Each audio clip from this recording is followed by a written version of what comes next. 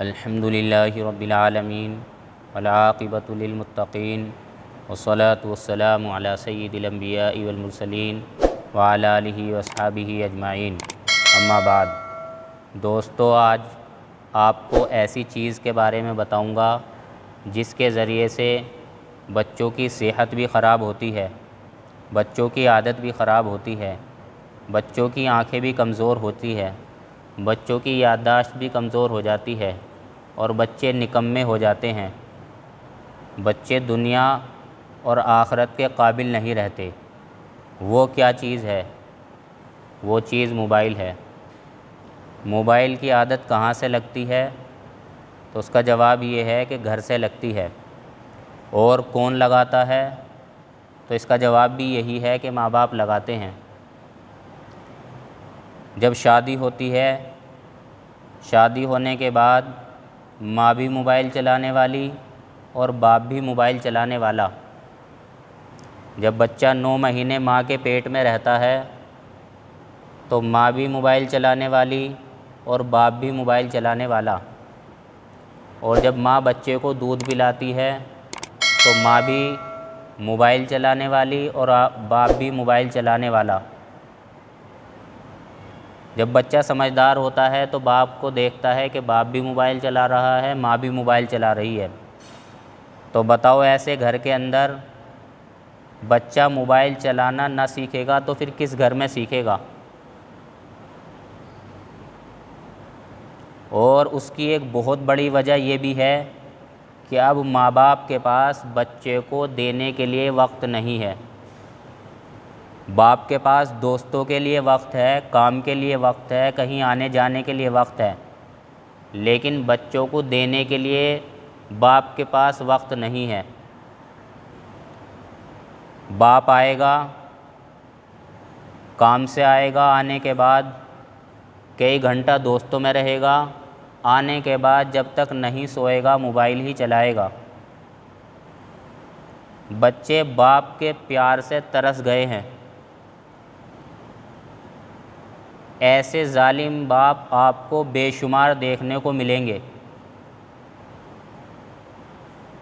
کہ جن کو بچوں کے علاوہ دنیا کے سارے کام کرنے آتے ہیں۔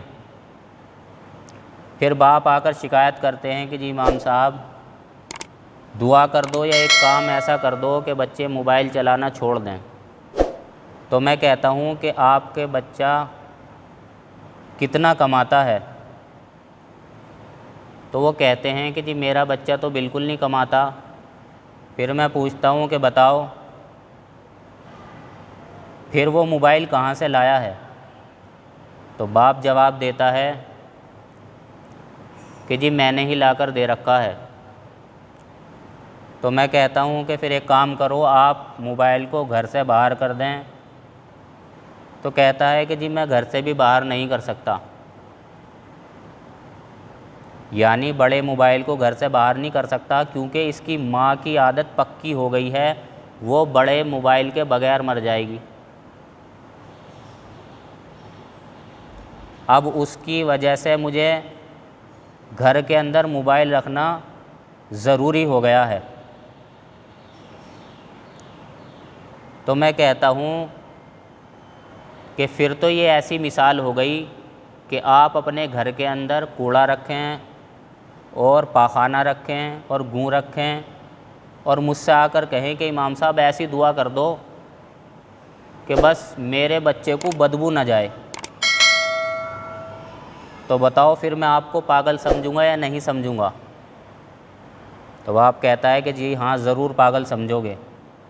ہاں، باپ کی مثال اب ایسی ہی ہو گئی ہے، گھر والوں کی بھی مثال ایسی ہو گئی ہے۔ وہ یہ چاہتے ہیں کہ جی بچوں کے جیب کے اندر ہم دل باغ بھی رکھیں، بیڑی بھی رکھیں، سگریٹ بھی رکھیں، موبائل بھی رکھیں، اور دعا یہ کراویں امام صاحب سے کہ جی دعا کر دو کہ نہ سگریٹ پیوے، نہ بیڑی پیوے، اور نہ موبائل چلاوے۔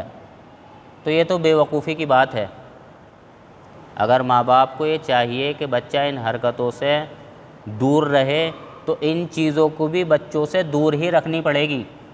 ایسا نہیں ہے کہ بچوں کے پاس رکھیں اور بچوں سے کہیں کہ تمہیں دور رہنا۔ بتاؤ ایک ہی گھر میں موبائل بھی ہے اور بچہ بھی ہے، کیسے دور رہ لیں گے؟ بالکل بھی دور نہیں رہ سکتے۔ اس لیے باپ کو چاہیے کہ سب سے پہلا قدم یہ رکھے کہ بچوں سے موبائل ایسا دور کر دیں کہ وہ چاہ کر بھی نہ چلا سکیں، لیکن ہاں اگر گھر کے اندر رہے گا تو ضرور چلائیں گے۔ تو بچوں سے ان عادتوں کو چھڑانے کے لیے باپ کو چاہیے کہ ان چیزوں کو بچوں سے دور کر دیں، اور اگر ایسا نہیں کریں گے تو کل قیامت کے دن ایسے باپوں کی پکڑ ہوگی۔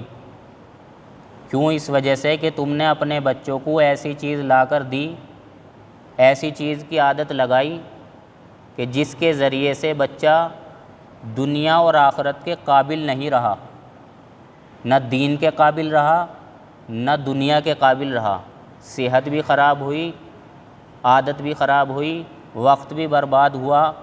اس کا ذمہ دار کون ہے؟ تو کل قیامت کے دن اللہ اس کا ذمہ دار باپ کو ٹھہرائے گا اور باپ کی پکڑ ہوگی۔